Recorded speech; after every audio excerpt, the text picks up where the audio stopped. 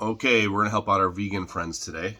And for the people that have an issue with commercial farming and want to live that lifestyle, though I don't condone it, I don't think it's the healthiest lifestyle. They need nutritional support because they're going to be deficient with methionine, which they can take in supplemental form, and they can take B12. And I would take it in methylcobalamin, not the other form, which is synthetic, which is cyanocobalamin. So those two things, but beyond that, we have to look at the plants, and they have these protective mechanisms that are meant to have those seeds and grains survive in the digestive tract so that when you go to the bathroom, they distribute themselves and continue to sprout and grow.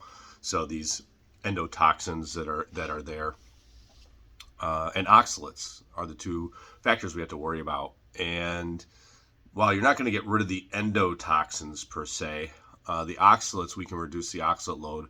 And in those vegetables, such as spinach and kale and potatoes that are high in oxalate, and nuts for that matter, what we can do with that is we can cook them. So if you boil the vegetables and cook the vegetables, you can reduce the oxalate load by 30%. And the reason we want to reduce our oxalate load in the foods that we eat is because oxalates disrupts sulfuration.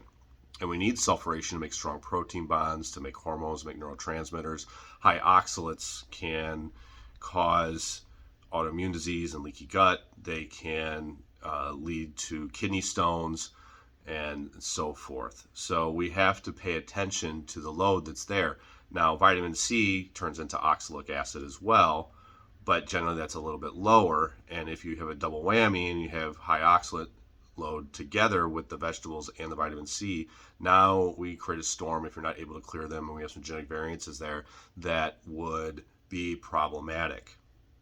So if you want to follow the vegan diet, though I don't condone, I would go at it that route. And as far as the endotoxins go, there are some better choices that are out there. Like obviously our grains contain lectins, and lectins are the endotoxin. They turn into lipopolysaccharides, or they are lipopolysaccharides for that matter, and they actually damage the cell wall and affect the mitochondria.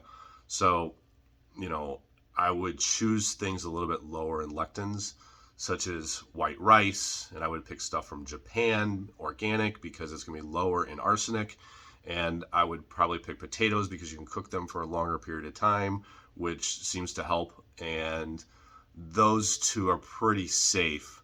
When you go with almond flour and substitutes like that, which a lot of people like to do, you wind up with some issues because there's oxalates, polyunsaturated fatty acids, and endotoxins.